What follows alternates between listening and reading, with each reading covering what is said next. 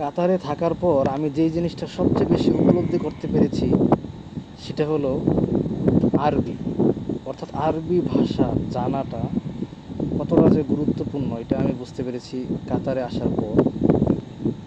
কারণ আপনি হয়তো, হ্যাঁ, আপনি হিন্দি জানলে বা ইংলিশ জানলে আপনি কাম চালিয়ে নিতে পারবেন, কিন্তু যখন আপনি আরবিটা বুঝতে পারবেন বা শিখতে পারবেন, জানতে পারবেন এই দেশের যে একটা আঞ্চলিক যে ভাষাটা, সেক্ষেত্রে কি হবে, আপনি আরও হাই লেভেলে যেতে পারবেন বা আপনি কফিলের কাছাকাছি যেতে পারবেন বা আপনি আপনার যে মুদির আছে, ম্যানেজার আছে, তার কাছাকাছি কথা বলতে পারবেন, তার আপনার মনের সুখ দুঃখের কথা সব কিছু বলতে পারবেন।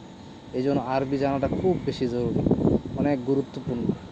বিশেষ করে আমি যেহেতু কাতারে আছি তাই এখানকার মানুষের কথাবার্তা একটু একটু করে বুঝতে পারার চেষ্টা করতেছি। হ্যাঁ, আমার কাছে এটা খুবই গুরুত্বপূর্ণ মনে হচ্ছে। আর আমি এখনও ভালোভাবে ওরকম মানে পারি না, তবে ইনশাল্লাহ আমি একটু একটু করে শিখতেছি বা আলহামদুলিল্লাহ এখন অনেকটাই মানে বেগিনার লেভেলের আছে, মানে আমি পারি ইনশাল্লাহ।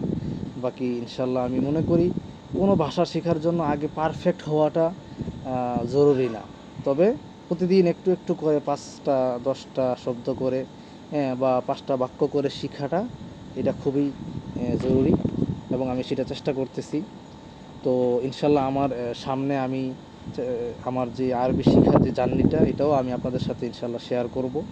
হ্যাঁ, দেখা যাক কয়েক মাস পরে আমি কতটুকু আর কতটা ভালো করে বলতে পারি। তো দেখা হবে পরবর্তী কোনো ভিডিওতে। মা আসসালামা।